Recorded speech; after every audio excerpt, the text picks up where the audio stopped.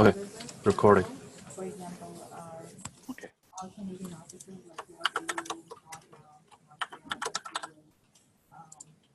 Can you all see the screen? Yeah, I see. Okay, very good. So this I wish the updated version of the presentation which we gave, I think, uh, last time for the device model, but now reflects the discussions in the recent PTG. So I hope to start some discussions with all of you around that. So the first thing to note is that, like we observed in the past, our the implementation today focus on PFs and VFs, but we already got feedback that we should not make PCI or SRIOV a central model. So this has been the case since the Rocky PTG. So we need to make some changes to how we do that. So in the previous presentation, we went through some ideas of what are the different things to look for. So why it's not always PCI. For Power VM, for example, they don't use the PCI BDFs. They may use something like a location code or an IO slot number or what they call a DRC index or whatever. So for these Power VM kind of scenarios, we cannot use PCI BDFs at all. And similarly, when you want to attach a device to a VM, it may not be a PCI VF. It could be MWID instead. And there are many other considerations like having multiple components of the same device and so on. So putting it all together, I mean, I'm going a little fast here because all this covered. If you have any questions, you can of course stop me. But this is kind of the central slide where I would like to spend some time. So this is kind of just the same thing which I showed last time, with one clarification that what I used to call component is directly called like a deployable, which is what we have today. So basically in this model, we have a device, which is the blue box. Within a device, we may have one or more components which would correspond to the Cyborg concept of deployable in this model. So for example, for the FPGA, this could be a region. For a GPU, there may be only one such thing totally, so it will be only one deployable, presumably. But one of that component or deployable could contain multiple accelerators. So for example, for a GPU, it may be a single deployable, but may have multiple vGPUs within that. For a FPGA, there could be multiple regions, and each region may potentially provide multiple accelerators. And we should probably keep in mind that an accelerator, the term accelerator is widely used, right? Some people think it means a device and use like a physical hardware. But in the context of NOVA and our discussion here, an accelerator is a logical resource to offload computation. So a device is a physical hardware. It may contain one or more logical resources within that. And then there's a question of how do we identify a device? So today we do using PCI PF, but like I said, for Power VM, etc., it would not work. So we abstract most of a device identifier in some form. So that's what uniquely identifies a particular device. It could be a PCI PF, it could be IO slot number or whatever. And then there are a bunch of attach handles through which you can attach a specific accelerator to a particular VM or container, whatever it is. So the example would be a PCI VF. It would also be a MWID, etc. So I've included a table here showing how these things may map. But first of all, does this picture make sense? Do you have any questions about it? I have a question here. So the deployable here is basically targeting sort of PF level resource, right? And then the accelerator here is targeting the VF level resource. Am I right? Conceptually.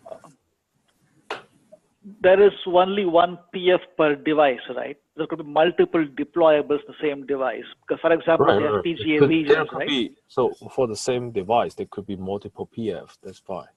And then within each PF, you can have multiple VFs, right? So that's how this hierarchy should look like, based on your discussion, right? Yes. So yes, one PF may have multiple VFs, certainly. Uh, Right, Even for a device with only one PF, there could be multiple FPGA regions within that. So there could right, be multiple deployables. right. So my question is, the attach handle, does it has to map to accelerator, or it could also map to a deployable? That's a very good question. Yes, I'm bringing it up right now. Thanks for bringing it up. Yes. So okay, and I'll take one step back if you don't mind, Sure. which is to first explain the term deployable. Basically, it's a logical structure that provides a resource. A resource can be an accelerator, which is the most common one. It could also be local memory. So how local memory interacts with that, we've not explored much in the past. And in the current products which we have, the local memory is not explicitly exposed as a resource. So we are not dealing with it that much. But in the future, a deployable may also contain local memory and expose that. Now, coming back to your question, I put a star here, right? That's because, like, in the current model, a deployable also provides attach handles. So the basic challenge is this, right? We got multiple accelerators, and there are multiple attach handles.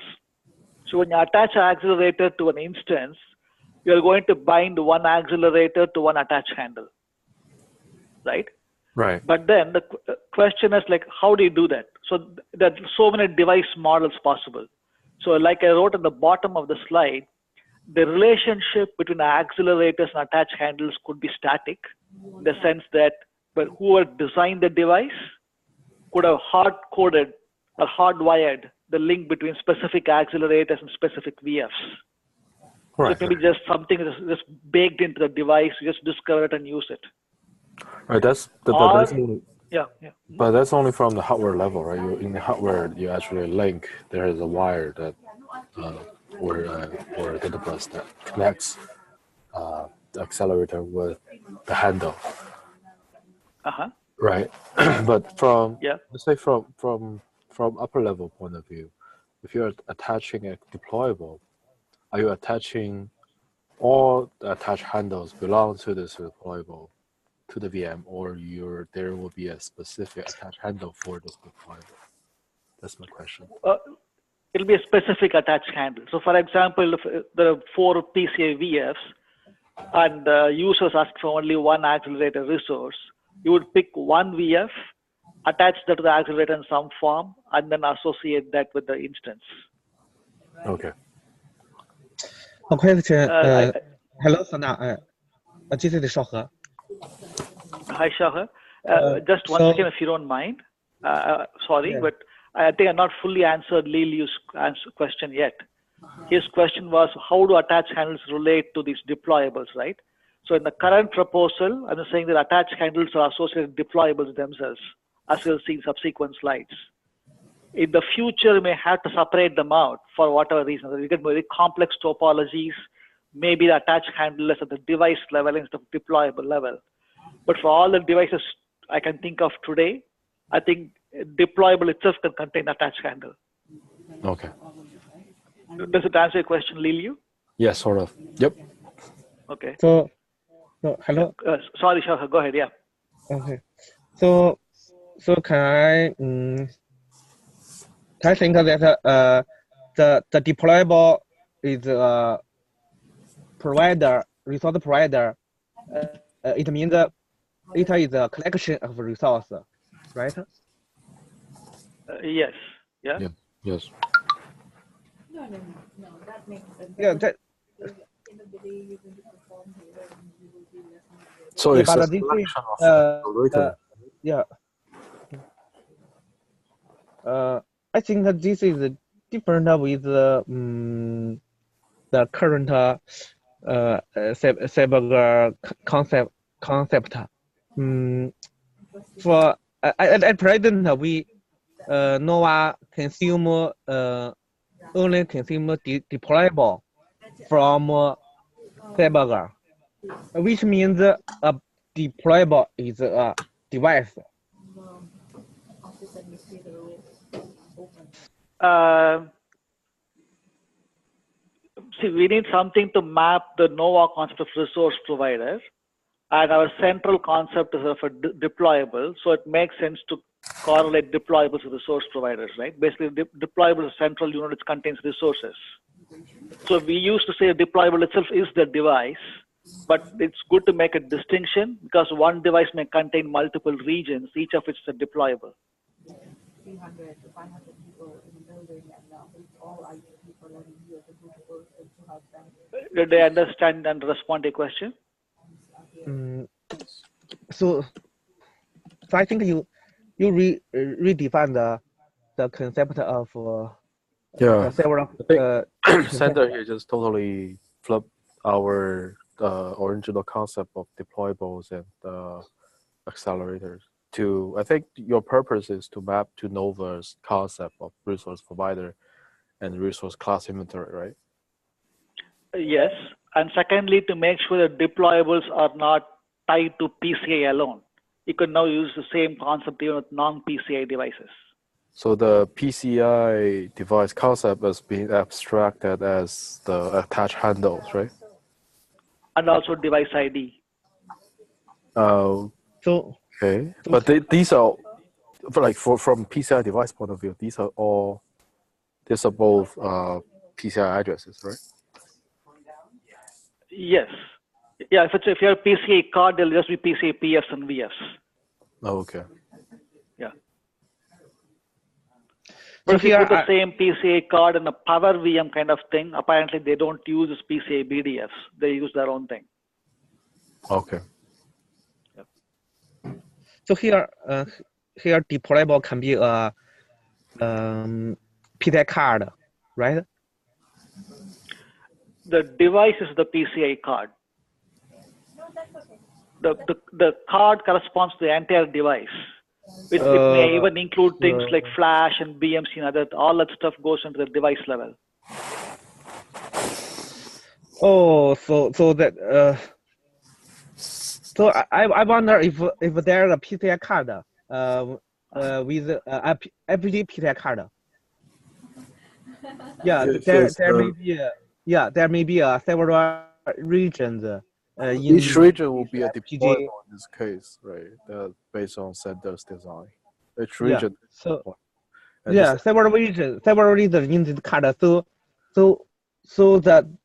what is the provider? What is the provider? Each region will be modeled as a separate resource provider. Each region is a resource provider. Right. So I can think region is deployable. Correct. So deployable corresponds to resource provider. So what NOVA calls a resource provider, we will call it deployable. So they correspond one-to-one. And internally, we may put additional information which placement would not know. So it's basically a cyborg concept. So this table, as it shows here, one deployable corresponds to a resource provider and placement.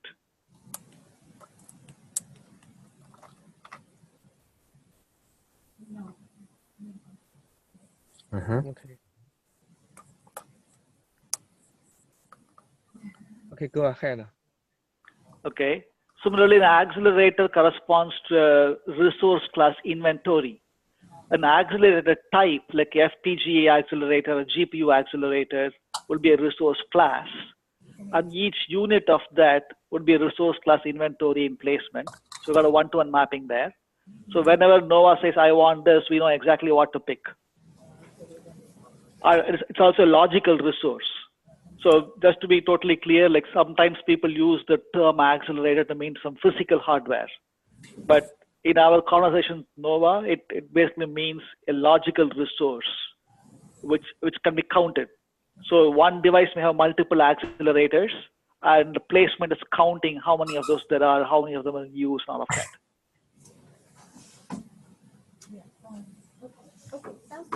And similarly, device now is exactly what it means, physical hardware. It's the intuitive use of the word. And when we say physical hardware, there is a bit of ambiguity there. Like it includes the entire PCI card. So if there is, let's say, FPGA chip, it's not just the chip alone, it's the whole card. So there's a board level information, like there's a flash, or the capacity of the flash configuration of the chip, on the card, or BMC version, etc., etc. Another question is, how are you going to describe nasty resource like structures in this case? Okay. Because originally the deployable has pointers pointing to itself or other deployables to form a tree structure. But right now, yes, it's like the structure is being determined. And if you want to have more level of hierarchies, then you can, right? We may still need that actually. Maybe for the current products, we don't need that yet. In the future, we may want to have deployables themselves be some kind of tree structure. I'll explain that. So, okay, first of all, the notion of a nested resource provider is still there because the compute node itself is a resource provider. And all your deployables will be nested resource providers within that. So that concept is still there. But now your question is, can deployables form a tree, right? Mm-hmm. And it may be needed in the future because right now we've got a fairly simple model, right? One deployable has a bunch of accelerators. What if you have accelerators of different types for whatever reason?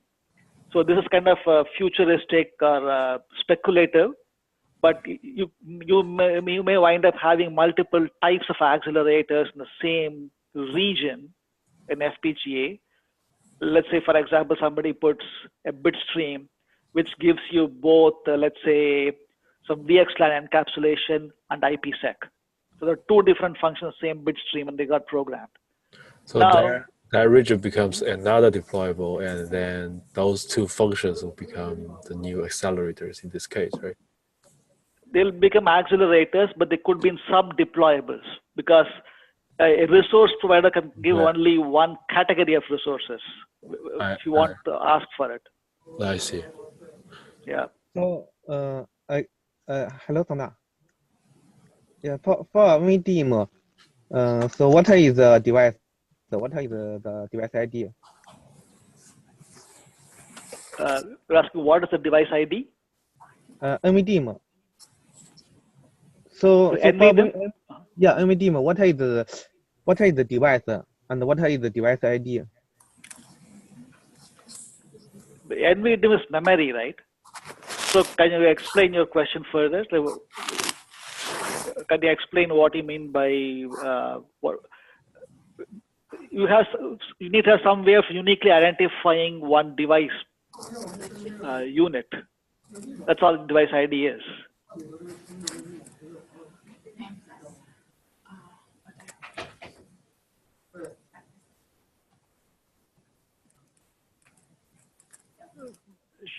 Shauhar, could you hear me? Yeah. So for NVDIM, it's memory, right? So you can identify it as memory and use it as memory. So you would represent it as the whole thing could be a device. If you ask what is a device ID, maybe it's the bank number or however the device is represented. How does the BIOS or the OS discover that in the first place? That would be the identifier. The amount of memory would be the resource class, the memory itself. And the equivalent of accelerator will be just the memory units. We are calling it accelerator, but I guess it's really any logical resource which can be associated with the instance. So it could be memory in general.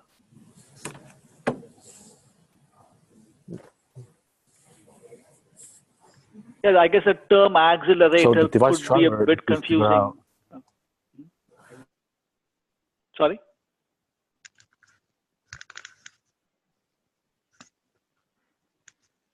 Was that a question?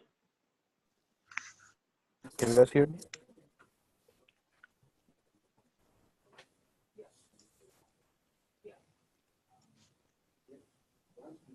Hello? Yeah. Yeah. So the device ID is discovered by device driver, right? And then put in the database. That's right. Is it gonna be a table by itself, or is this a field inside of device table?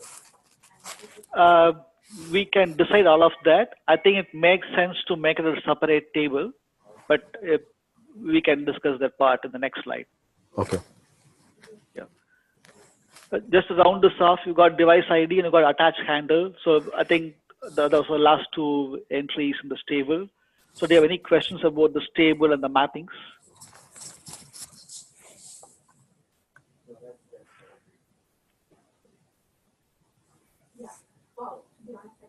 Yeah, I'm good for now. Yep. Okay. So let's take an example device and see how the driver may represent that so that the agent can get it. So if we can formalize that, essentially we have a good device structure and we can reflect that in the database. So essentially what the driver reports and what we have in the database could be broadly using the same schema, so that if you want to create a fake device, something like that, the operator wants to do that, we can just give a standard API using some kind of a standard JSON structure or something, so they can go and create their own devices if they want to. Okay, so let me explain that part a little bit. So here's an example device. Think of it, let's say a GPU, maybe like an AMD kind of GPU, which provides SRIOV, and it's got 2 vGPUs within that. In that case, the whole GPU card is the device. There is one deployable inside, because there is really no regions or anything else. So there's only one deployable. It provides both the vGPU accelerated types, and presumably it provides 2 VFs and 1 PF. So on the right side is the driver structure. So it would need to, of course, identify what type of device it is, whether it's GPU or whatever it is. And the device ID would be an abstraction, right? So in our model, it will be a kind of a class. The base class implies device ID type. The subclass will say that's PCI or a location code or whatever. So in this case, it will look like the device ID as type PCI and as a particular address or ID, including bus device function, etc. So how does the accelerator be mapped to PCI VFs here? PCI VFs. I'll come to that in a short while, right? Okay, let's kind of, apart from the device ID, we have to show some standard information like what's the vendor, device family, etc. So this, I think, will be good for Cyborg to standardize a lot of these things. So these will be keys defined by Cyborg, which every driver will have to implement for consistency. It may also include some optional attributes like the amount of flash memory in the card, or maybe your BMC version or whatever it is, right? There could be some mandatory and some optional ones, but basically Cyborg defines all of those. In addition, there could be vendor-specific attributes, which maybe we did not think of something, and the vendor needs to provide something. Cyborg can simply take it as an opaque key-value pair and store that. This is very similar to what we have called attributes now. The only thing we are doing here is making some of it standardized and some of it totally vendor-specific.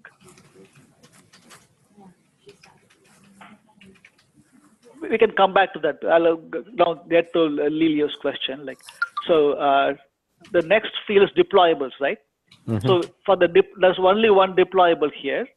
So we basically say number of accelerators 2, because the accelerator type is implied by the fact there's a GPU.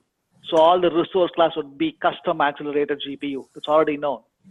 So only thing you have to say at the deployable level is how many of those you got. And it's 2 of those. And then you've got an attached handle list.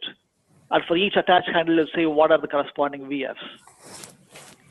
I think your question was how do you associate accelerators with attached handles? So it goes back to the thing about whether it's static or dynamic, right? So if it's static, it's fairly simple. It's all you got to do is this thing. So you can take accelerator and the corresponding attach handle.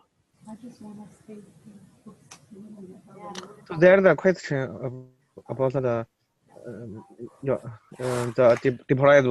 deployable. So as we all know, the provider can be have a server provider.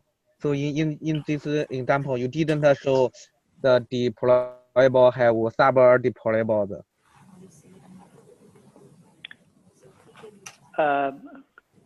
Can you repeat that, Shahar? Yeah. What you didn't? Yeah. You so you the deployable, now we can see it is a resource provider, right? Deployable is the resource provider. Resource provider, that's right, yes. Yeah. Yeah. So a provider can be have a server provider. So I think that the deployable also can have a server deployable. A deployable is a Cyborg construct. It corresponds one-to-one with the resource providers in placement. But basically, when Cyborg is deployable, it's something which contains resources. I think Xiaohe's point is because you're mapping the concept of deployables to resource providers. Since resource provider has sub-resource provider, that means we could have sub-deployables as concept here, right? Which agree. Yeah. Which I agree. Yeah. Yeah. In this JSON, it's like inside of the deployables block, we can have another hierarchy of deployables, which is totally fine, right? Oh, I see. Okay. Yes, we could definitely do that. So we could do the same kind of thing as what we're doing today, so parent UIDs and sub UIDs. So this is basically right now deployable shown as an array, right? Within the array itself, if you put parent and sub UIDs, we get some kind of tree structure. Right. Right.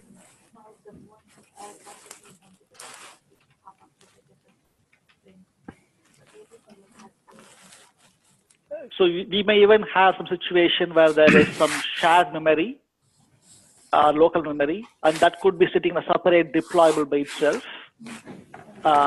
And that could be the parent of deployables containing accelerators. So those sub-deployables may then share the local memory in the parent deployable.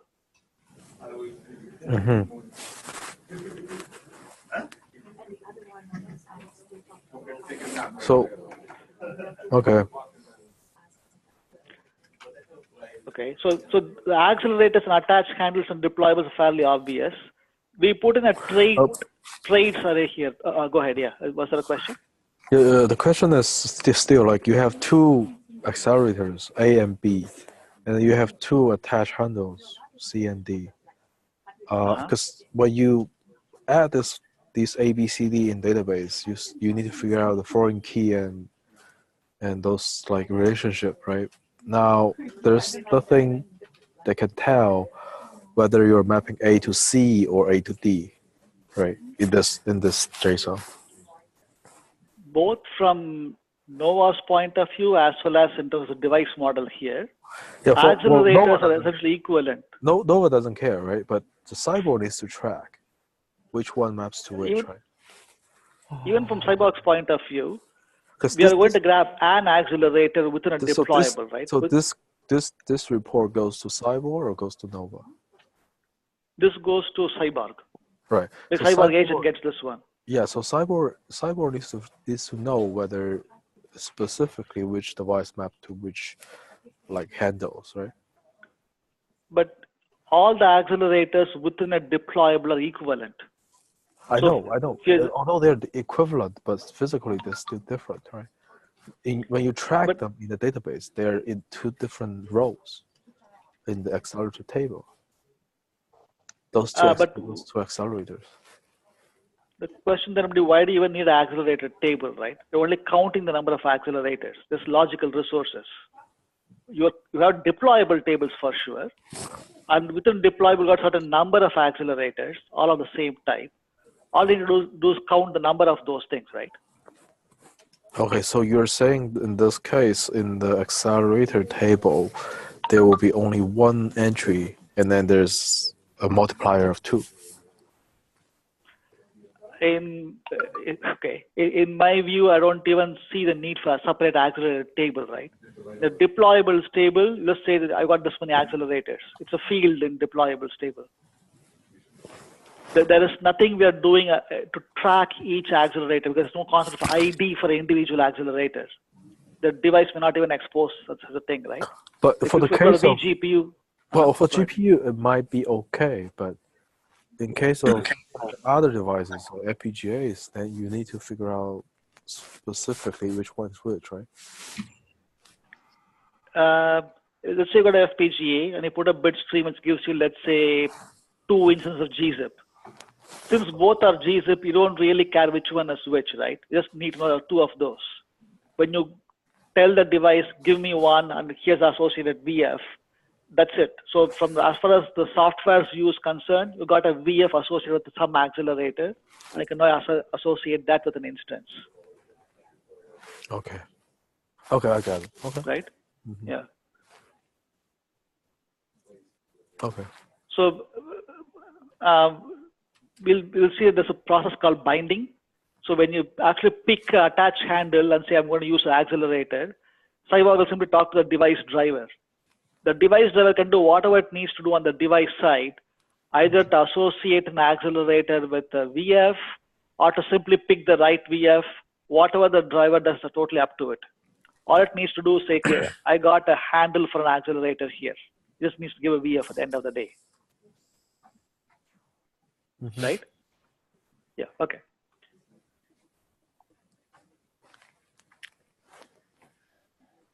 Shall I move to the next field here? Hey, Sundar, I have a question here. Here, as you described, one deployable each deployable has one region ID and one function ID. Does it means that one deployable only have one function? Okay, good question. Okay. First, I should clarify that the example is a GPU. So region ID and function ID don't apply to it. I just put that for completeness. Second thing is, yes, one deployable will correspond to only one region ID. Does it correspond to only one function ID? It's a good question. So in the future, you may have multiple functions per deployable. So we need to actually put something. I think that's in that case, that's where the nasty deployable structure comes into place, right? That case, you have multiple sub-deployables that describe different function IDs, and then within each deployable, within each sub-deployable, you will have those accelerators attached to it or associated with it. Right. Yeah. Yes. So you could, if you're, let's say, for example, let's say IPsec and VXLAN NCAP in the same region, you could create 2 nested deployables and put one function ID in each. But I agree, it can get complicated because you can have some complex topologies and they need to be interconnected. Yeah, that's when you need to figure out exact mapping of the handles to the right sub-deployable, right?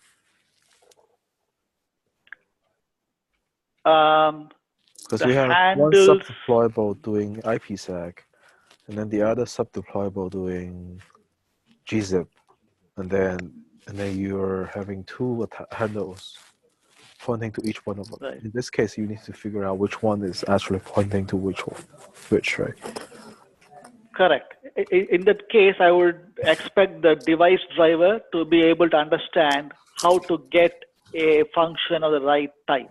Okay. If you say, give me an gzip instance, it should be able to figure out how to get a VF associated with that. Either it's static or it's dynamic, whatever it may be, the driver should be able to handle that. Okay, gotcha. Yeah.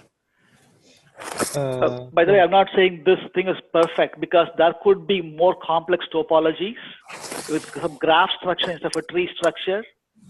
So we already raised that in the Rocky PTG, right? So we are told that it's not something that's handled today with a nested resource provider thing anyway.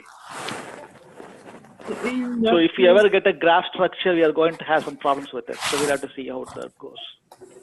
So another question about the attach handler. So the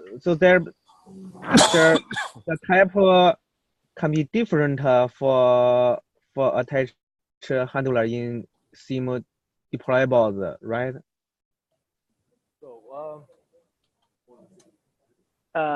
So can you please restate the question? You're asking whether the attach handles are in deployables? Yeah. So in deployables, that there may be several accelerators. So every accelerator may be have related attach handles. Yes. So the type of attach handles can be different in sim deployables. So are you asking if you could have, let's say, a PCI VF and a mediated device UID both in the same kind of device, on the same deployable? Yeah. They can be in sim deployable. I have not seen anything like that. It's conceivable that somebody may make a device which can do both SRIOV and mediated devices. So you'll have an option of using either one. But even in that case, I would assume that it will be either this or that. You can maybe configure the device to use SRIOV or mediated device. I have not heard of any device which can do both at the same time. Yeah, but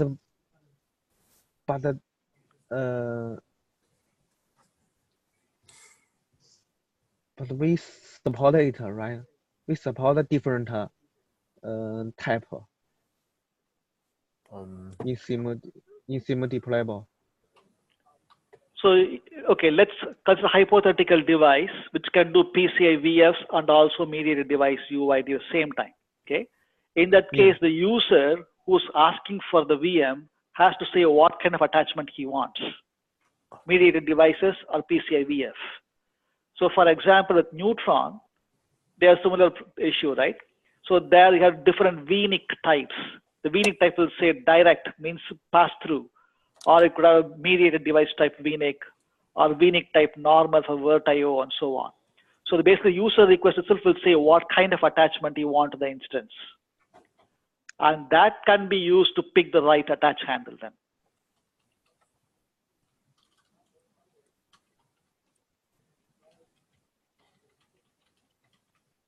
Mm-hmm.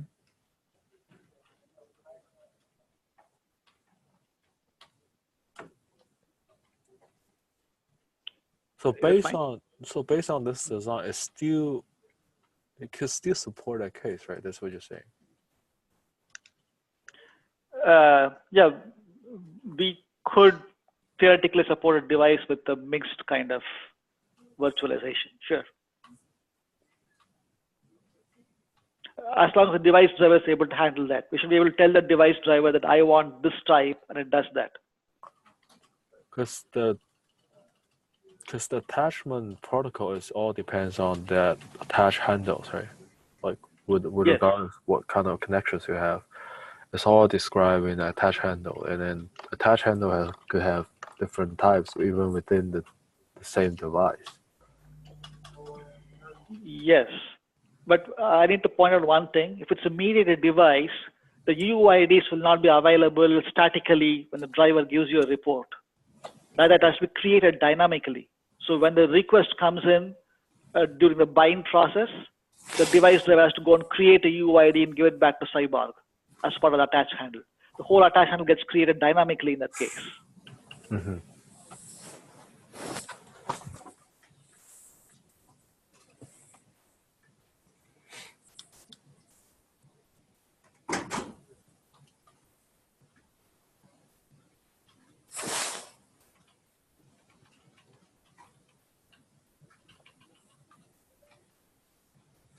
Okay.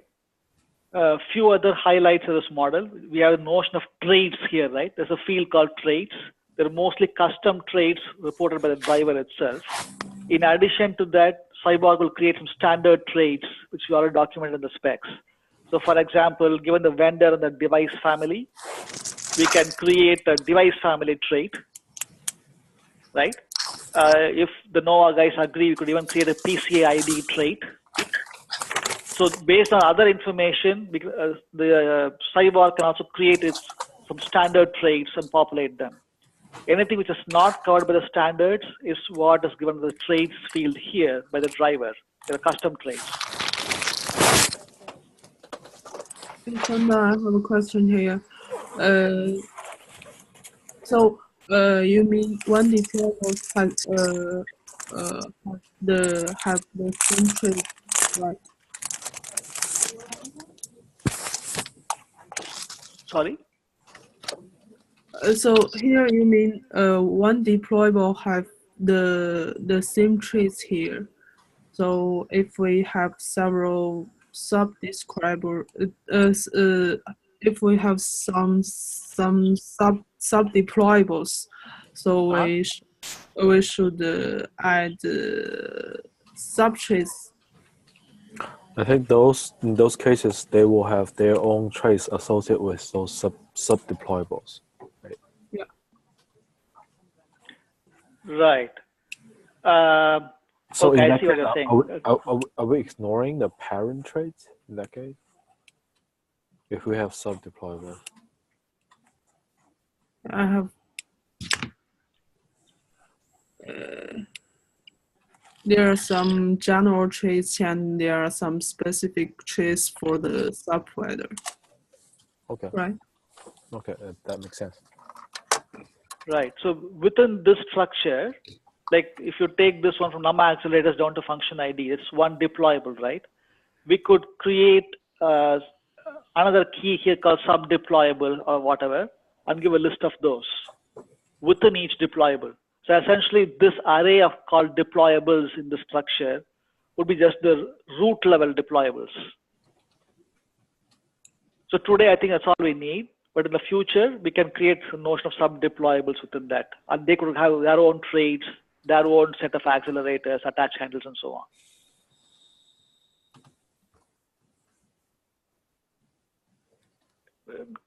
Does that answer the question?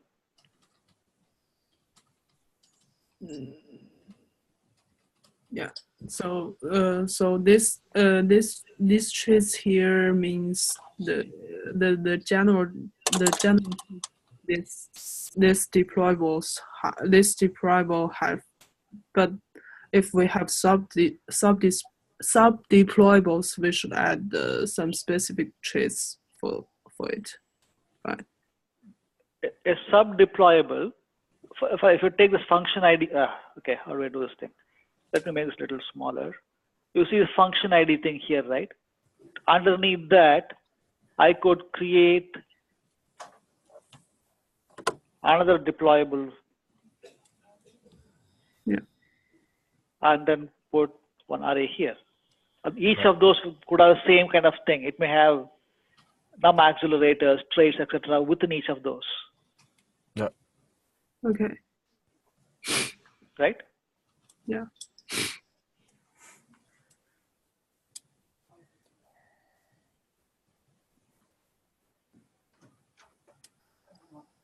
Okay.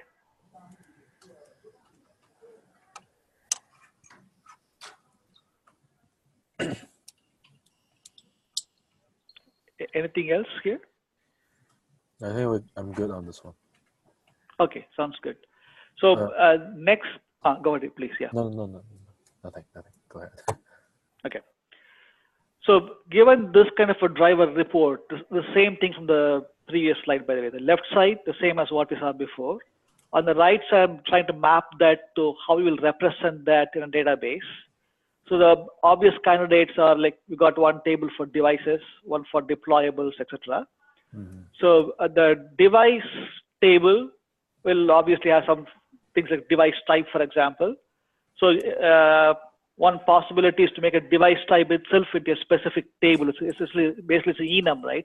GPU, FPGA, etc. Only a small number of those. So it could be just a string, or it could be a table. It's up to us to decide how you want to represent device type. The device ID would be a pointer to something like a PCI PF or whatever, right?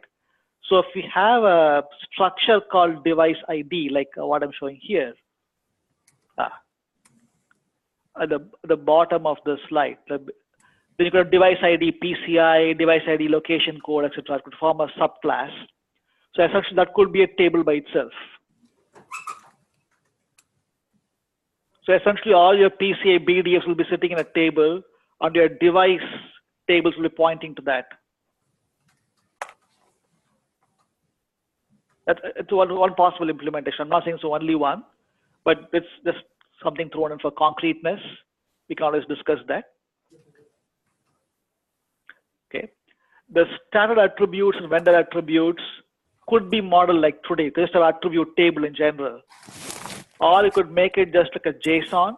The reasoning is that if it's JSON, you could put a JSON schema on it and validate that, right? Either if you have a table, you can still do something about it, but I guess it's again a decision you can make. You can keep this a standard attributes table, or just make it a column with strings.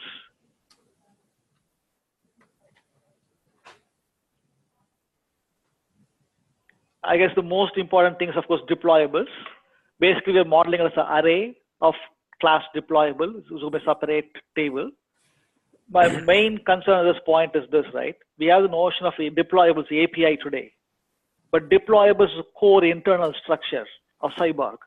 So if we just expose that via API, then every time we make a change, we'll have to keep on updating the API as well.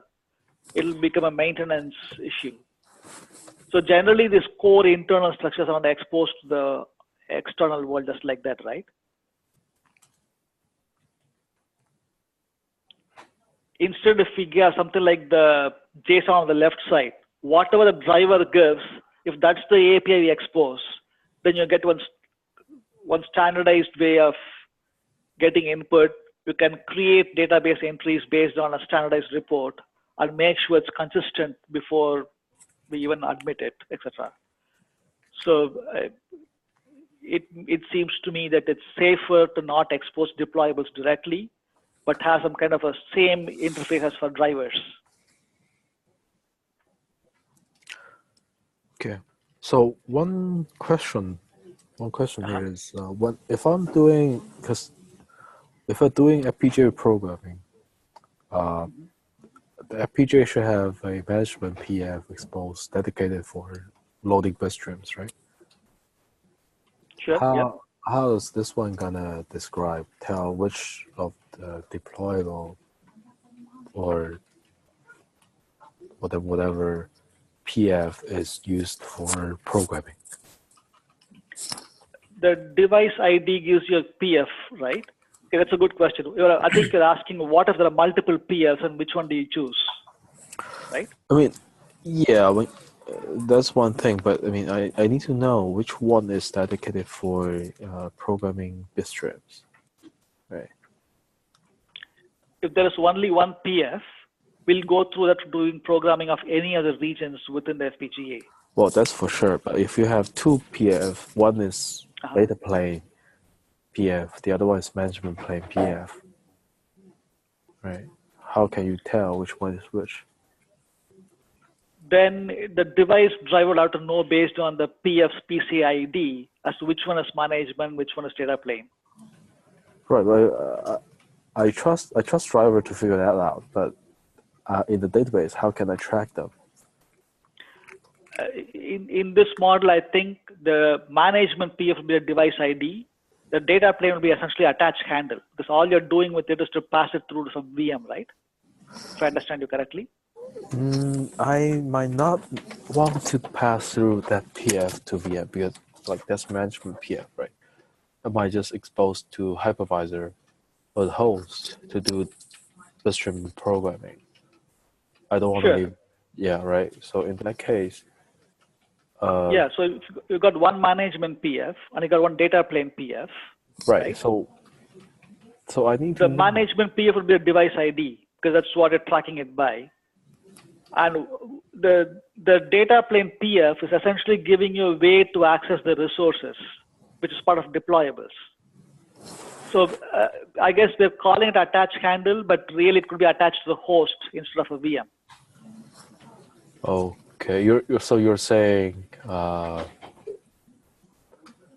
let's say if it's a PCI device with the FPGA attached to it, if I want to reprogram the FPGA, I go to device ID, figure out what's the PCI bus address of it, and that's where I need to program the device, right? That's what you're saying? Yes, right.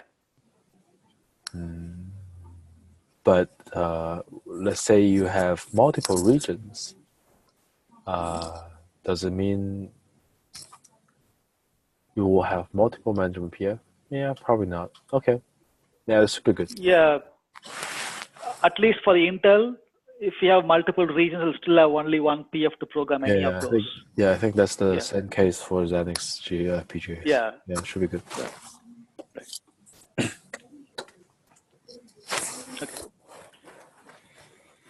Okay. So what do you guys think about exposing deployables directly, like what we are doing today? We are not exposing deployable APIs, or we are not supposed to expose deployable APIs. That's that's even the current design. Okay. So, I mean, there was some reference to creating deployables, allocating them, etc., directly, right? So if we do that, we may have issues because it's core internal structure. We may be careful about that part. Anyway, that's fine. So if it's not being done, we have no issues at all. Okay. So by the way, if you've got better ideas for the names, please go ahead. Attach handle kind of makes sense if you're attaching it to a VM. If you're attaching it to the host, then what do you call it? If you have better words, that's fine. We can talk about that. Okay. Okay. The other thing is, once you got deployable, you could have some subclass like FPGA deployable, which contain things specific to FPGAs like region IDs and function IDs and whatnot. Right? Then device type already covered, device ID, attach handle is also a hierarchy, etc. So I think we can mostly map the driver structures to database schema, right? We may have some additional things in database schema, but it's object model wise, it seems fairly straightforward, right?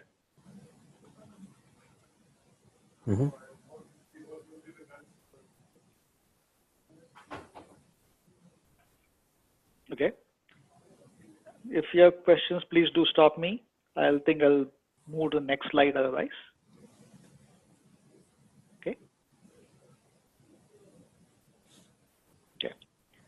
Okay, so now coming to what came newly in this PTG, right? So in the entire Rocky cycle, we did not have a concept of a device profile.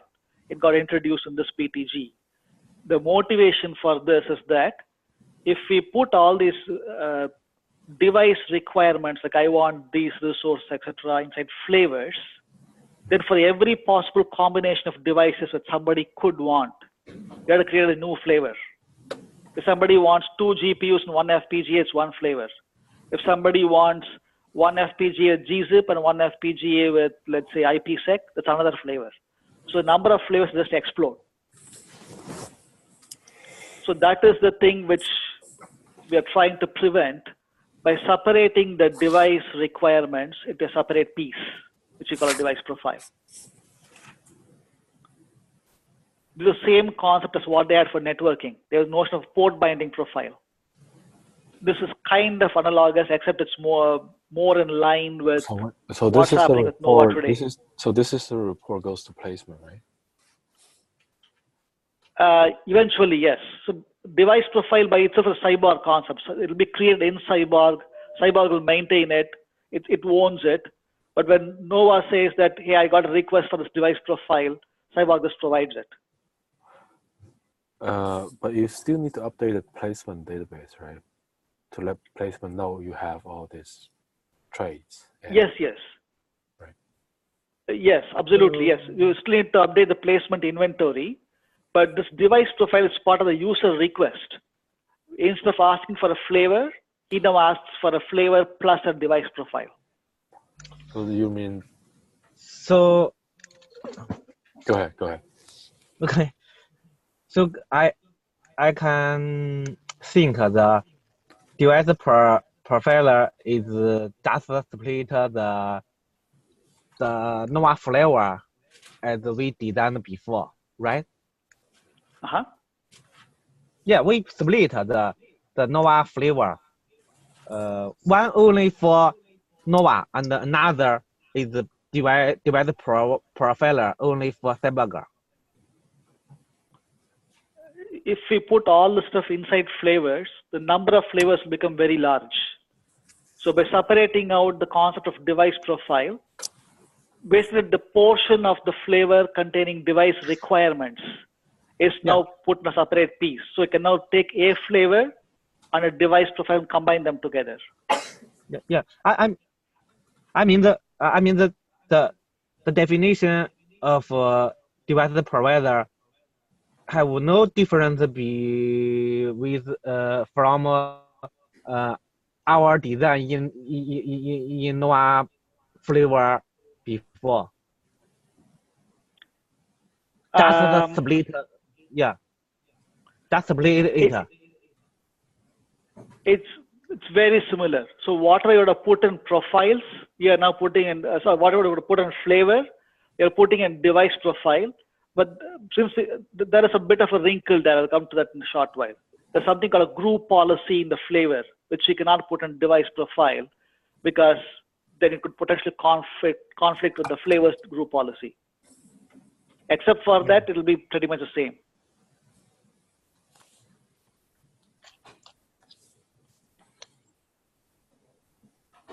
You can just think of this as a flavor for devices. Yeah. Except that Cyborg gets to maintain it. Yeah, flavor only for Cyborg device. Right. Yeah.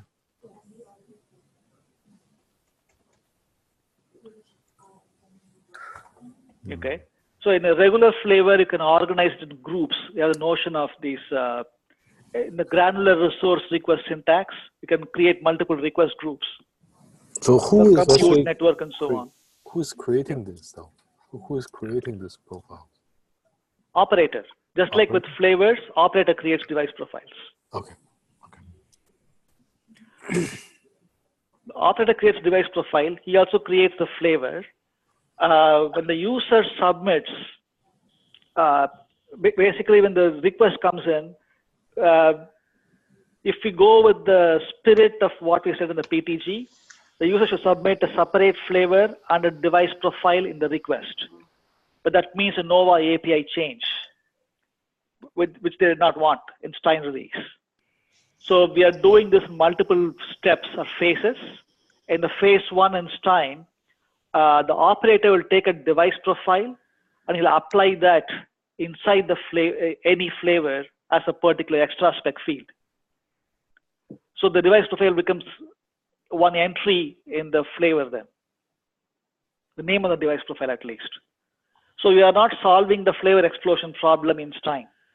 For every flavor, there will be one separate device profile. So the number of flavors could still increase. But in the next step, we can separate the two totally. And then the user request will say, I want this flavor and that device profile. So that's when we'll get the advantages of using profiles. And the third step after that, we can use device profiles to doing hot add. So that's already existing instance. Now you say that here's my device profile, go and add more accelerators to the existing instance. So without creating a new one, you can add accelerators to running instance. Yep.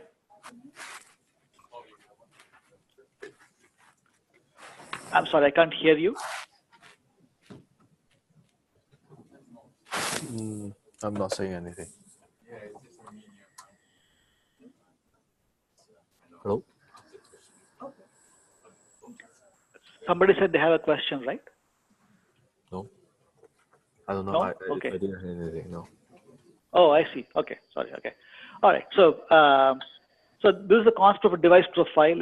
Operator creates it in the first phase in time. The operator will also take the device profile and apply it inside the flavor. So the user see only flavors.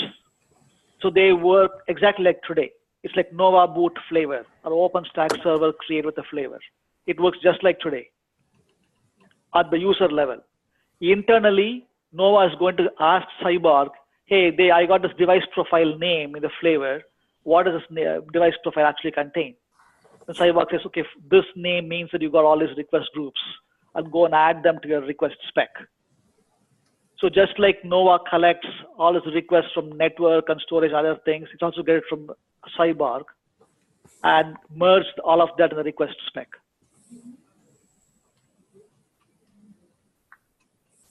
Okay. Does it should it have a sort of ID associated with it, or some short name? Internally we'll keep an ID. So is there short names like those flavors, like those instance flavor, like small, large? Or this one could be something like 2FPJ region A or something like that. It's whatever the operator chooses to give. He may even name it as a workload, right? He may say that this machine learning large or network offload small or whatever he wants to do, right? Right. Yeah. Okay. So yes, ID has to be there. One thing I thought about was whether to make the ID as a central thing in the command line or whatnot. So I think it would be probably best to keep this thing as minimal as possible for now until we understand how operators will actually use it. So one of the concerns I have is that operators today actually use flavors for accounting and billing, but now you split this portion out. So what does it mean for their charging policies? Mm-hmm. So I'm trying to reach out to some operators. I've not gotten any response yet, but I'm doing a forum at the Berlin Summit. Hopefully we'll get more response there. So until we figure out what it means for operators, it's probably best to keep this as small as possible. Like we won't give too much things like renaming device profiles and whatnot. Yeah. Just do the minimum possible just to get it to work. Okay. So coming to the group policy thing, if you do the same thing in a flavor, the question is like everything within a single group will come from one resource provider. But if there are multiple groups, the question is, will it come from the same resource provider or different ones? And that's what group policy controls. The group policy says isolate. It means it must come from different resource providers. But if it says none, then it could be from the same or different ones. So the only two settings allowed in Nova today. So that's already there in the flavor, and it applies to all the groups they have, including computer, network, or whatnot, right? So if you put a similar policy here, it could conflict with the flavor that the user chooses. So I don't think we can put a group policy here, but maybe we'll need that functionality in the future. Who knows? There'll become a separate conversation then.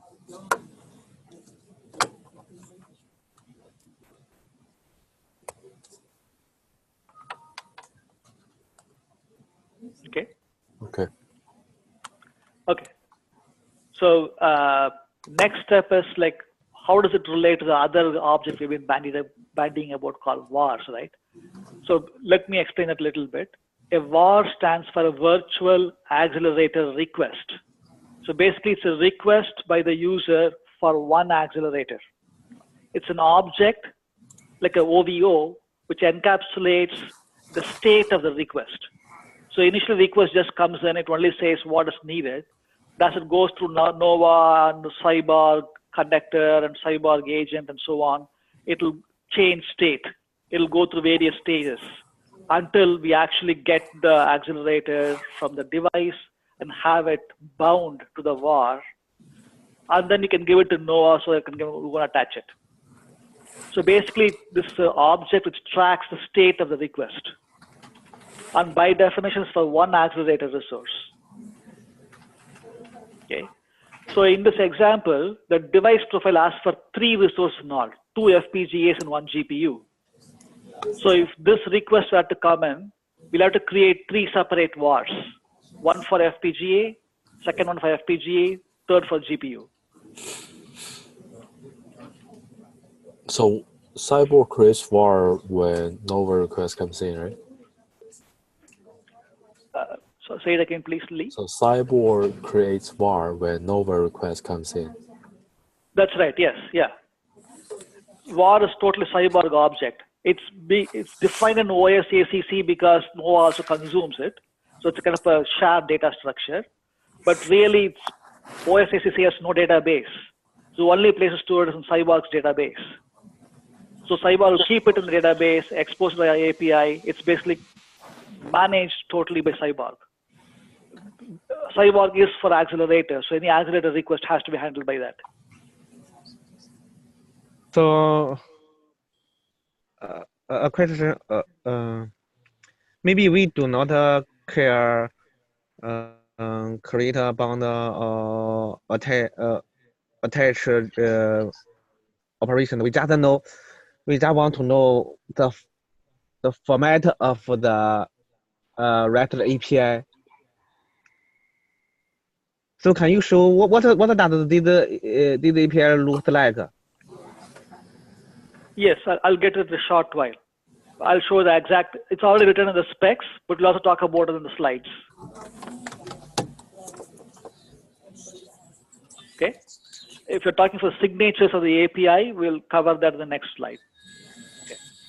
So taking one step back, one of the motivations for this whole exercise is that this has to be sufficiently flexible that you can use the same concepts like vars and device profiles, etc., the same kind of workflow for many different tasks. You may want to create a new instance like what we're doing here, or may want to hot add accelerators to an existing instance, or there are a whole bunch of instance operations supported by Nova. So for example, you can pass a VM and resume it. You can suspend it and restart it. You can do a lot of other things like rebuild the instance with a new disk image, or you can resize it with a different flavor. You can do shelves and shelf offload.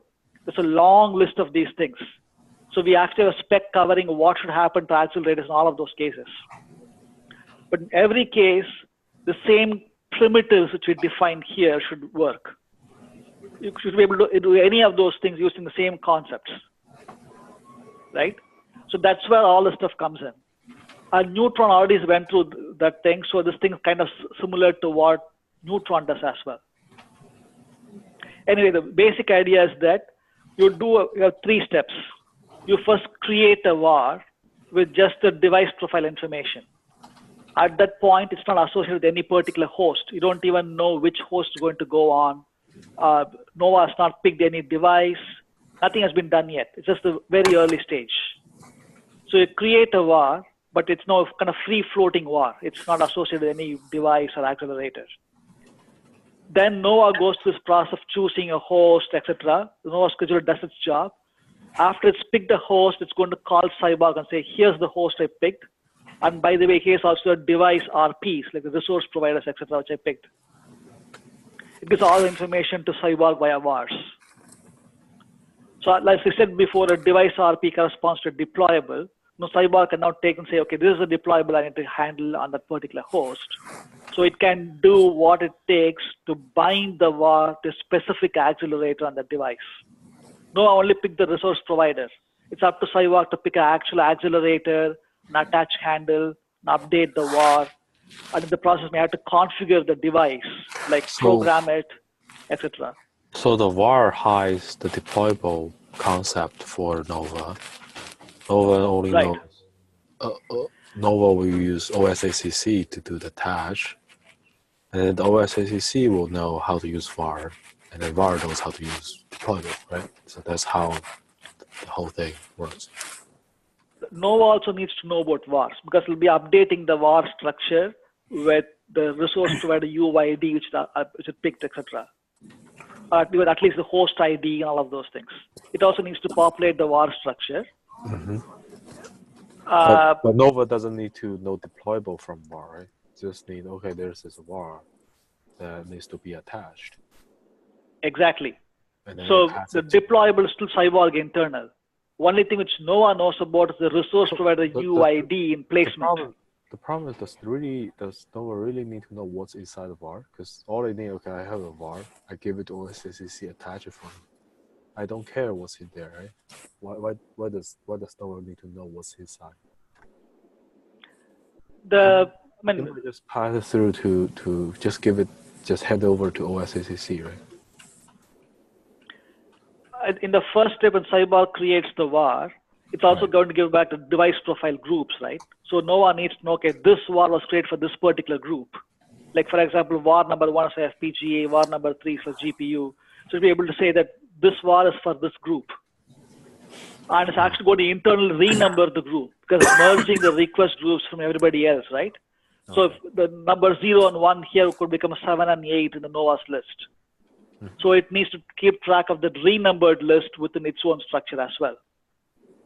And it needs to communicate that back to Cyborg later, saying that in the request spec, the number 1 group which you asked for is actually number 9 now, etc. Right? So it needs to update the var. It needs to be able to take this device group stuff in the var, put the corresponding information, put the host ID, etc., and all this core NOVA function. So it needs to know about vars. So that's the purpose of vars, right? It's a shared data structure.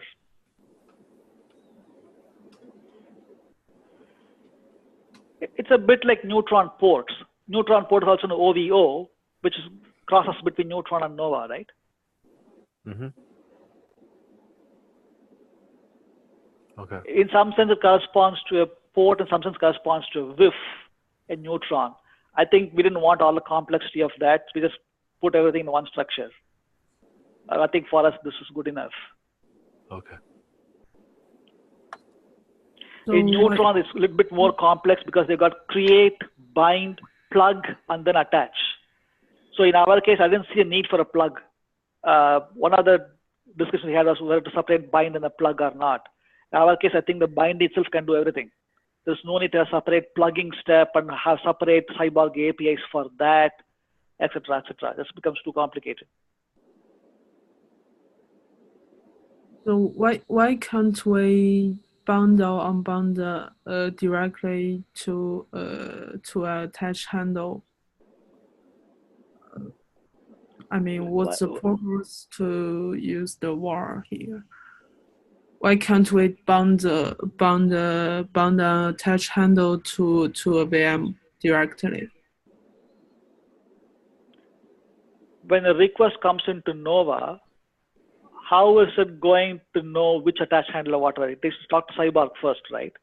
Cyborg first has to give the device profile groups to it, so NOVA never knows what are the aggregated resources being asked about, right?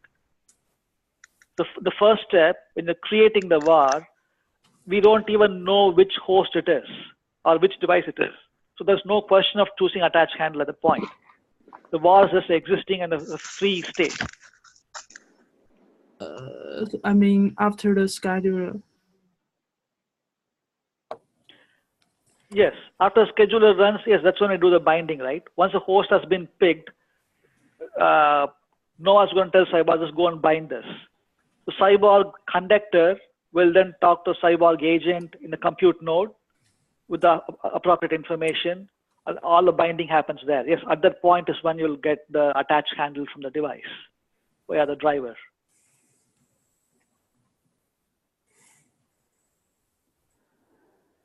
So the purpose here of using var is to communicate with NOVA, right?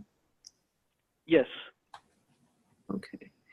So I remember in your previous spec there is an object named VAN. Is this the same thing?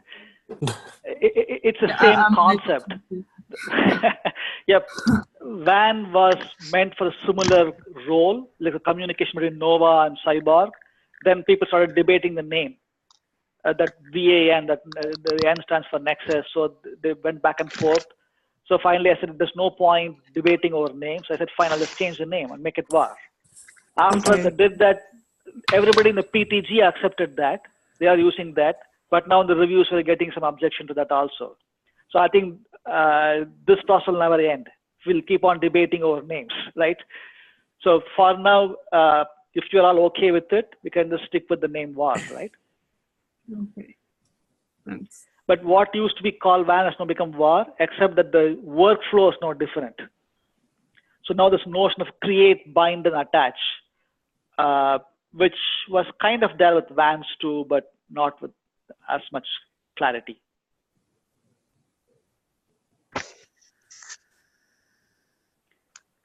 Anyway, just to summarize, the sequence we'll go through, as we'll see in the next slide, is that you first create a VAR. At the end of scheduling, Nova calls into Cyborg, Cyborg binds the VAR. So in the compute node, Cyborg gives the bound VAR back to Nova compute. The Nova compute and the word driver can do the attach to the VM. So now the VM is up and running. The VM is done. When you want to terminate the VM, you first unbind the VARs. You're not deleting it right away. You first unbind it, which means you're calling Cyborg to release those resources. And now it's gone back to a state of a free VAR. This VAR still exists, but in an unbound state. Then you can go and delete it. So that's the full cycle. But now there are many variations, right? Like attach process, for example. Let's say Nova hit an error. It could not launch the VM because it could not get storage or networking or whatever else. So VM launch fails. So it has to retry now. For the retry, it will do an unbind. Now the VAR still exists, but in an unbound state. Now you can use the same VAR object on a different host for retrying. So you'll go and bind it on a different host and try to spawn the VM on that one. So the same concepts, create, bind, attach, will be applied for retries and for hot adds and shelving, pausing, resuming, whatever you want to do, it will be some combination of these things.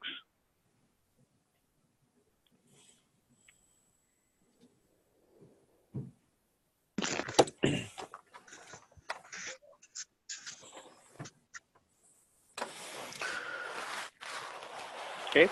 So there's a bit of a more detailed view here. Before I go into that, if you have any questions here, we can probably take that. Or if you prefer, we can just walk through the more detailed flow, and then we can talk about it. Okay. So this only summarizes what you said before. So in the overall instance creation flow, so at this point, we're not looking at pausing, resuming, or whatever, just the instance creation. The operator creates a device profile using some Cyborg command. Okay. Then in the current phase in time, he needs to set that in a flavor as a property. So now the flavor has been updated the device profile now. And a third step, the user submits the request. So all this looks just like today. You just say Nova boot or OpenStack server created the flavor. Okay.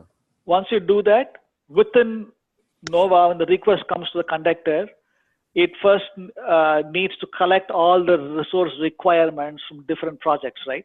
Mm-hmm. So it's going to call OSAC's create API, which in turn will call Cyborg's VAR creation command.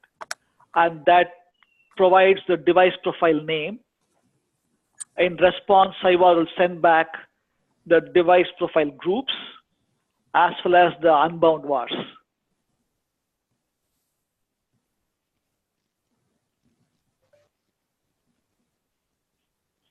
Okay. So at this point, Nova now has the list of request groups for devices, which it needs to merge with the rest of the requests in the request spec. It also has all the VARs. Now it can go through the scheduling process and make the placement claims, etc., whatever it needs to do. It selects an allocation candidate, right? If you have any questions about that, please stop me. I'm assuming you kind of know a little bit. So basically it's calling placement, getting a bunch of allocation candidates and selecting one of them.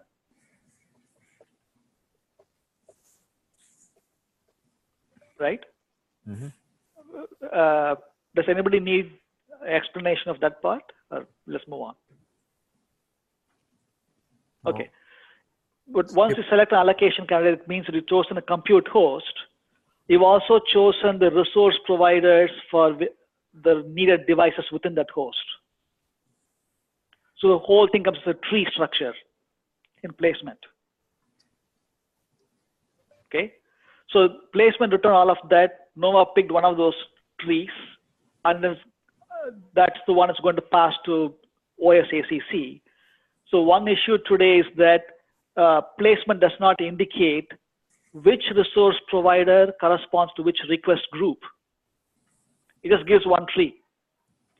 And it's up to each project to go and figure out the details.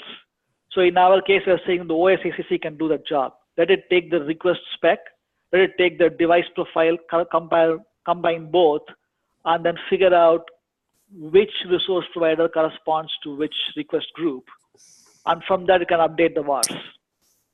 So essentially, by the time Cyborg gets called, each VAR is populated with the right device resource provider ID.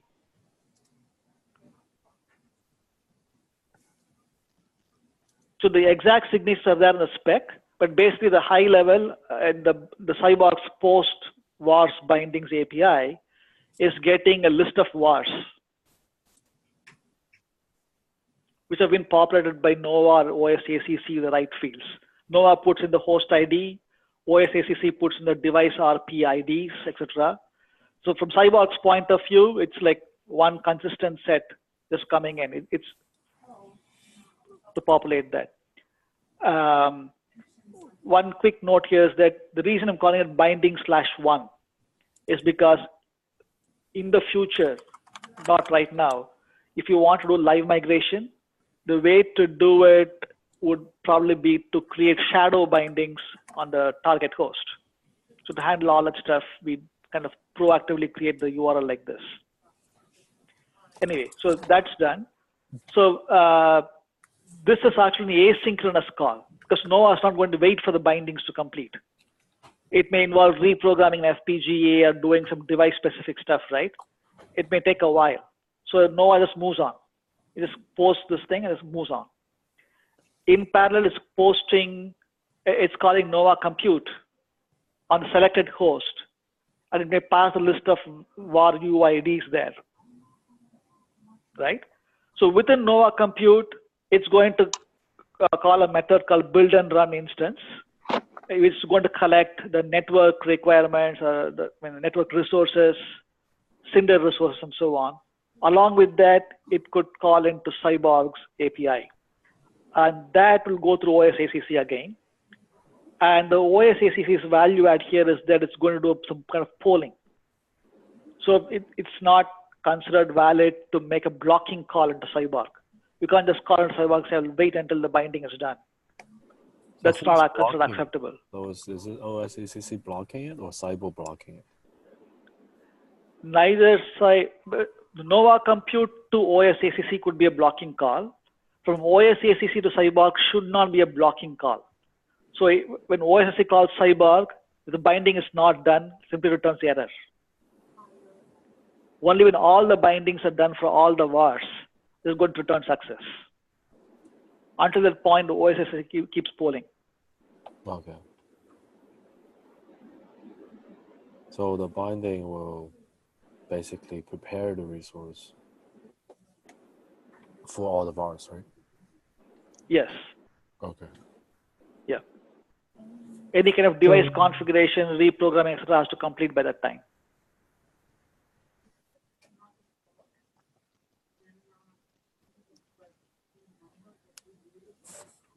Okay. So okay. Yeah. Yeah, there's a question about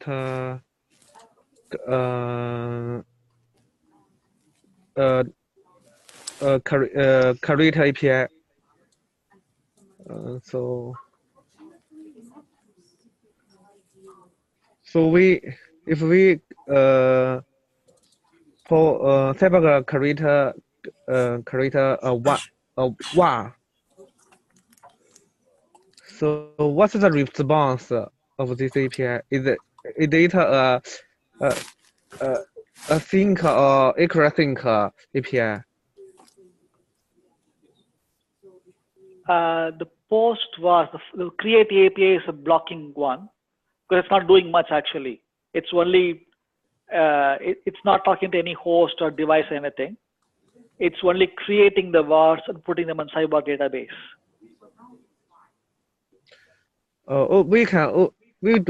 Does this API support batch creator or only create one? Or it can create multiple vars in one shot. Is it what you're asking? One shot. One. Okay, but we, as we all know, Nova support batch create server. Right. Yeah, we can create several server at one time. Yes, it is a batch creation of multiple vars for one instance. So everything for one instance can be created in one shot. So we do not support the batch creator. This is a batch creation of multiple vars for one instance or for one device profile. If you give me one device profile with, let's say, 3 different accelerators, it will create 3 vars in one shot. Yeah, I think I think Sundar package all the vars inside of one request, right? Or inside one profile, and then when you request for this profile, it creates the vars one by one, like basically batch creating all the vars. Right. So the response will be a list of vars.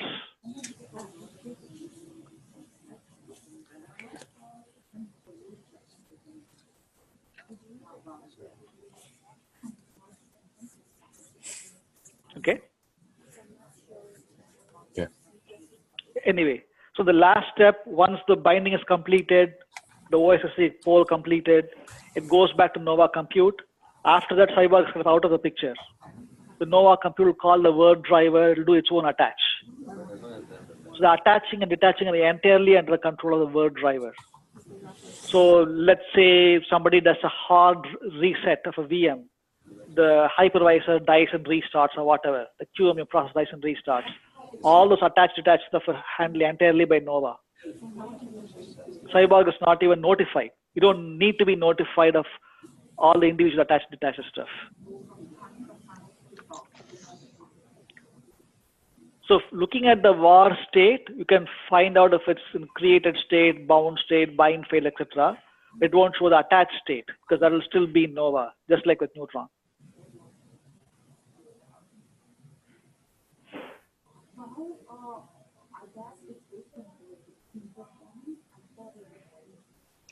Okay.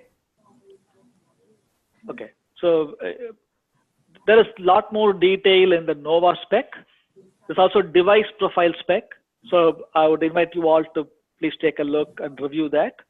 October 21st is a Stein 1 milestone.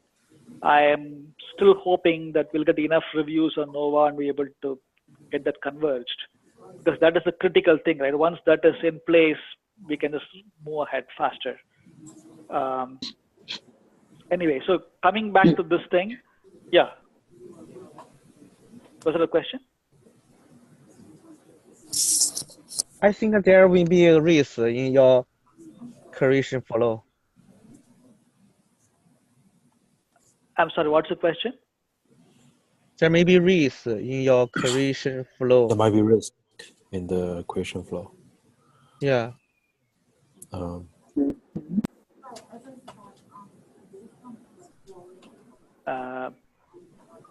Then we, sorry, I didn't understand the question. Right?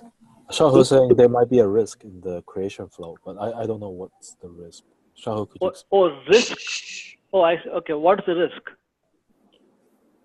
Yeah, Shahu, which step? Creation, right? You said creation. So if there are two VM want to request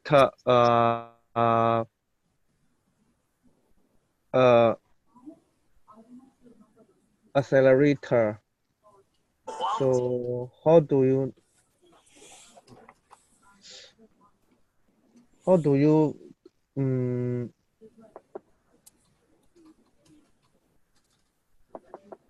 how do you assign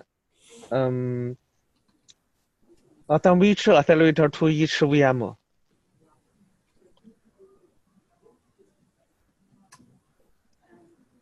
Yeah. So there are two VMs to the example, right? Each Yeah. has a separate device profile or same device profile. Yeah. Okay, let's take two VMs. Let's say one needs device profile A, other needs device profile B. Yeah. No, I'll make two separate calls, two post calls, one with device profile name A, one with device profile name B.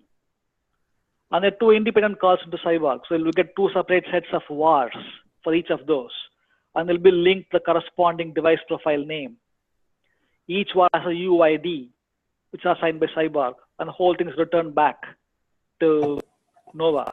So the point onwards, every var is unique because it's got its own UID, associated device profile name and group, etc. It's each one a self-contained object.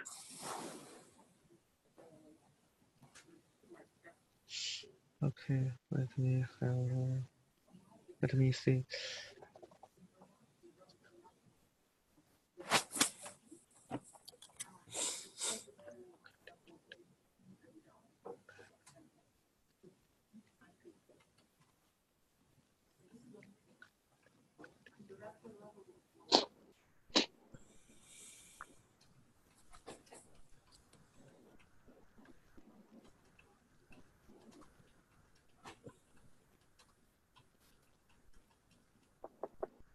Sure, you can review this and get back after this meeting also, no problem. Actually, I'm 6 minutes past my next meeting time. I think I already missed it, but I just want to complete this one if you don't mind. So device profile itself will presumably be a table in Cyborg's database, right? It could have an ID, a name, and nothing more than a JSON. Just keep it as simple as possible. So this device profile is probably a fairly easy thing. var would be an OVO, like Oslo object, as we have spoken before. It'll exist in a particular namespace. It's got its own version, etc. So one question I've been grappling with is this, right? So var is shared with Nova, but when the var is given to Cyborg for operations like binding or whatever, Cyborg will need its own fields. It'll keep its own thing so that the conductor can talk to the agent, etc. Right? So for our own internal purposes, we need our own private fields. And it is not considered acceptable to put a Cyborg private field inside the var. I suggested it, it's not accepted. So now the question is like, these private fields may evolve, or we may add more fields or change them at a different rate than the public var, right? So it's best to have the separate namespace and a separate version for our private fields. So I'm kind of thinking that maybe there should be some kind of an extended var which includes the first var, but it's totally in our control. It's not shared with Nova. It's only between Cyborg, conductor, and agent, so we can do whatever we want with it without having to go through a lockstep with Nova, right? The only thing is when the conductor and the agent talk to each other, ideally should send only one object. We don't want to send a var and the extended var. So the extended var itself should include the var in some form, right? So I considered some ways of doing that. If you try to make a ext var as an inheritance from var, that's a problem because the versions get coupled. Anytime the var public fields change, the extended var will automatically be impacted because inheriting all those fields. Also, there are some issues with casting in Python. So it seems better from what I think, and you can also think about it, to simply put a var field inside the extended var. I think as long as you can sync up between, keep the syncing between, well, this, I mean, the association between the var and the extension var. I don't see a problem. I think it should be fine. Yeah, right. So I think you also favor the second option, right? Just put a embed a var. If instead of inheriting, just put a var field inside, and then this could be any version. So Nova could still be in version 1.0.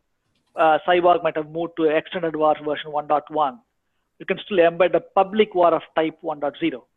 So we can have different versions together.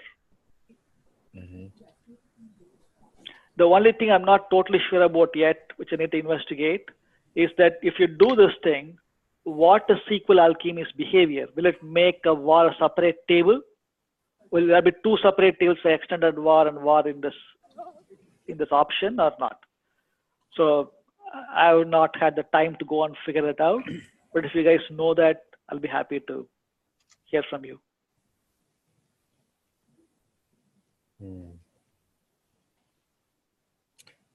If it's separate table, it's a little, it's not very nice. You'll have to then update two tables for every update, which is not nice. I think we could possibly keep them in a one table, but when we abstract them in an object, we could put them into two different objects. I think that's totally doable. Just okay. Figure out how. Yeah. That's really great. Okay, good to know that. Cool. Okay, very good. So okay, that's one of the open questions I had. I think another open question I have is that in the VM's image, you can actually put some properties like you want certain bit streams. It goes to the VM's image rather than with device profiles. But if you do that, then how do we correlate those image properties with device profile groups? We don't know which group it will go with. So that's one of the outstanding questions which is still there. And I don't even know if operators necessarily want that image properties just now.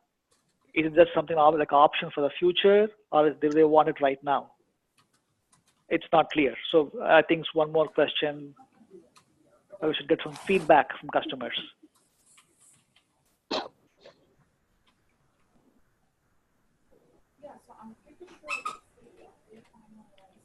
Anyway, that's all I had. This is my final slide. I think what I'll do is to put this Google Slides and share it with all of you. So you can also comment upon that. Mm-hmm. Okay.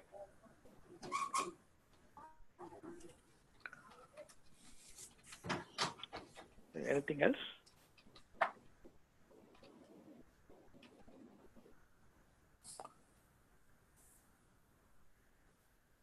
So moving forward, this will be, I think this will be in multiple specs, right? Down on the paper. Yeah. So I should explain that too. So what the Nova guys wanted us to do is to put only one spec, the Nova repository. This is kind of an overarching spec. Now all the details will be in separate Cyborg specs. So there is already a Nova spec which we have submitted. Within Cyborg, we have the device profile spec, instance operation spec, and I think now added the equivalent of that API implementation spec. Okay. Yeah. But we don't have the new table and data schemes, right? Database schemes. No, database. Do you guys want a database spec? I was talking to Coco and Zhenghao. We just kind of had some conversation going. So if you guys want, we can create a separate database spec. I think at this point, what is missing is also the driver agent API. What are all the API calls going into a driver? That needs to be defined, right? That's one of the first steps we need to start doing discovery and all of that. The APIs should be there already, right? For the discovery API, but just the way we parse the contents from the driver, as well as how the driver should be reporting all the stuff, right? Like how to standardize the JSON format from the drivers. Exactly. So this kind of driver report. So this one, plus I think we may also need some specific calls. This one I definitely need a spec for this, because that's, I mean, the driver report, we definitely need a spec for this, I think. That will guide all the driver folks to write their stuff. Right. 说假话呀？说明它确实是有这样的事。Sorry, I can't hear what is being said. What is the question? 然后自己去编排一些话去说它吧，也没这个必要吧？肯定说的都是以前的一些真实。I think ignore that. She's talking on the phone or something. Oh, okay. All right. Okay. Cool. Okay. Yeah. So I can write a spec for the driver report. I think it'll be best to document the API is also there. The API is not just for discovery. Like when the bind call comes in, it needs to call into the drivers to do the right things. Like you may add some clean program and all that stuff. Okay. So those things should probably be, at least signature should be there somewhere. Okay. I can do that. Does somebody else want to take up the database spec?